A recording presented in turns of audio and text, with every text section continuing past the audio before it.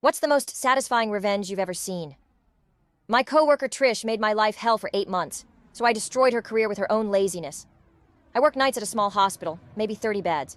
On night shift, it's just 2 nurses covering everything, me and whoever else got stuck with the worst hours. When Trish started, she seemed cool, funny stories, brought donuts sometimes, but after her first week, she figured out I wouldn't fight back.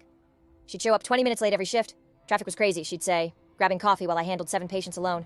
She dumped everything on me. The combative guy in room 12 who threw his dinner. That's Elena's problem. The woman in 6 who needed her bed sheets changed every hour. Elena's got it. Chart reviews that should take 2 people. Elena can stay late. When I asked for help, she'd laugh. You're so much better at this stuff than me. I'd probably mess it up. Then she'd disappear to the break room for an hour-long phone call with her boyfriend. The worst part? She bragged about it. I work smarter, not harder, she'd tell the day shift nurses. Elena loves staying busy, keeps her motivated. But here's the thing about working nights. Everything gets written down. Every med given, every chart updated, every patient interaction. And when things don't get done, that gets written down too. So I started keeping my own records. Nothing fancy. Just a small notebook I kept in my scrubs pocket. March 15th, Trish left at 6:30 a.m. Didn't finish discharge paperwork for room 9. March 22nd, Trish spent 2 hours in the break room while I handled code blue in ICU. I printed emails where she asked me to cover her mistakes, saved texts where she called in fake sick because she had concert tickets, took pictures of charts she left half finished with my phone, 6 months of documentation, every single thing. Then our supervisor announced she was retiring, and they posted the night shift supervisor position. Guess who applied immediately? Trish walked around for a week, acting like she already had the job. I'm going to make some changes around here when I'm in charge, she told me, smiling. Maybe get you some training on time management. She even asked me to write her a reference letter. You know how hard I work, she said.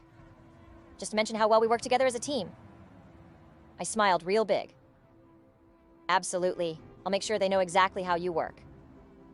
I typed up a 3-page letter, but instead of recommending her, I attached my 6 months of evidence, dates, times, photos, screenshots, every corner she'd cut, every responsibility she'd dumped on me, every lie she'd told.